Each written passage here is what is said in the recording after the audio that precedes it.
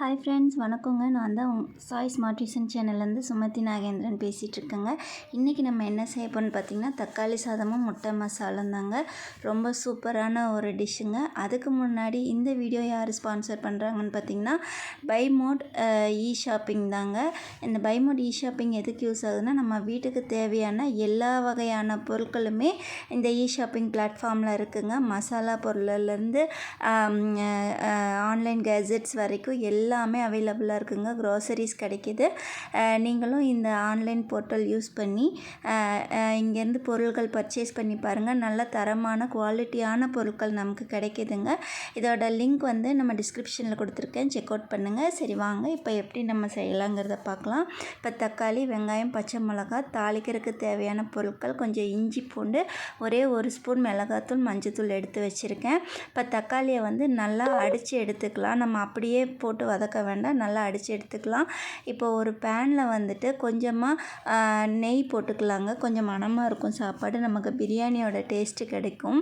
Pan கூடயே சேர்த்துட்டு கொஞ்சமாக ஆயில் ஆட் பண்ணிக்கலாம். அது கூடவே நம்ம தாளிக்க வச்சுருந்த பொருள் எல்லாத்தையும் போட்டு தாளித்து எடுத்துக்கலாங்க. கூடவே வெங்காயம், பச்சை மிளகாயும் போட்டு நல்லபடியாக தாளித்து எடுத்துக்கலாம். நல்லா தாளிங்க. ரொம்ப வந்து வதங்கணும்னு அவசியம் இல்லை. ஓரளவுக்கு கண்ணாடி பதம் வந்தால் போதும். ரொம்ப ப்ரௌனிஷ் ஆகணும்னு அவசியம் இல்லை. கூடவே நம்ம அரைச்சி வச்சுருக்க இஞ்சி பூண்டு பேஸ்ட்டையும் போட்டு நல்லா மிக்ஸ் பண்ணி எடுத்துக்கலாங்க. அந்த இஞ்சி பூண்டு வாசம் போகிற அளவுக்கு நல்லா வதக்கி எடுத்துக்கலாம். அதுக்கப்புறம் பார்த்திங்கன்னா, நம்ம தக்காளி வந்து அடித்து வச்சுருக்கோம் இல்லையா, அதையும் ஊற்றி நல்லா தண்ணி பிரிஞ்சு வர அளவுக்கு நல்லா வதக்கி எடுத்துக்கலாம். இப்போ பார்த்திங்கன்னா, நல்லா ஆயில், தக்காளி, வெங்காயம், இஞ்சி பூண்டு பேஸ்ட்டு எல்லாமே மிக்ஸ் ஆகிடுச்சு. கூடவே ஒரே ஒரு ஸ்பூன் மிளகாத்தூள், மஞ்சள் தூள் மட்டும் ஆட் பண்ணிக்கலாம். கொஞ்சமாக உப்பு ஆட் பண்ணிக்கலாம். நல்லா மிக்ஸ் பண்ணி விட்டுருங்க. மிக்ஸ் பண்ணிவிட்டு நல்லா ஒரு லிட்டு போட்டு மூடி வச்சுருங்க. ஒரு 5 நிமிஷம் 6 நிமிஷத்துக்கு மட்டும் சிம்மில் வச்சுருங்க. ஒரு 6 நிமிஷம் கழித்து நம்ம ஓப்பன் பண்ணி பார்த்தோம், நல்லா ஆயிலெலாம் பிரிஞ்சு வந்து நம்ம சாப்பாட்டில் மிக்ஸ் பண்ணுறதுக்கு தேவையான தக்காளி மசால் வந்து சூப்பராக ரெடி ஆயிடுச்சுங்க. இது வந்து அப்படியே பிரியாணி மசால் மாதிரியே இருக்குங்க.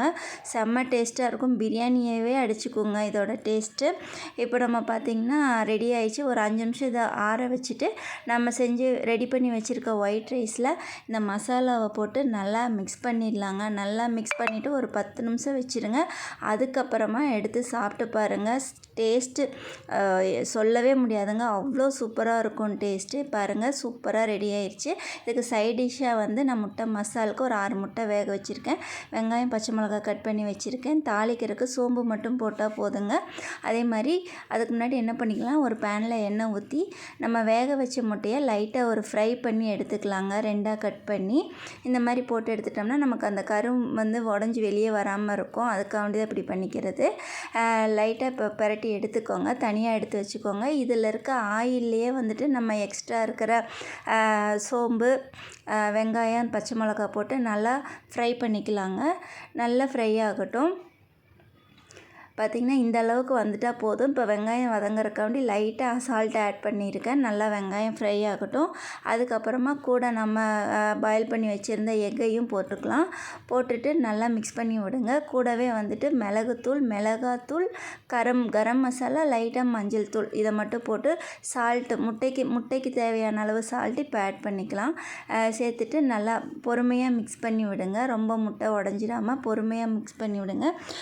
சூப்பரான முட்டை மசாலும் ரெடி ஆயிடுச்சுங்க. இந்த தக்காளி சாப்பாட்டு கூட இந்த முட்டை மசால் வச்சு சாப்பிட்டு பாருங்கள், அவ்வளோ டேஸ்ட்டாக இருக்குங்க. பிரியாணிலாம் அந்த பக்கம் நிற்கணுங்க, அவ்வளோ செம்ம டேஸ்ட்டாக இருக்கும். எங்கள் வீட்டில் எல்லாருக்கும் ஃபேவரட் ஃபுட்டுங்க இது.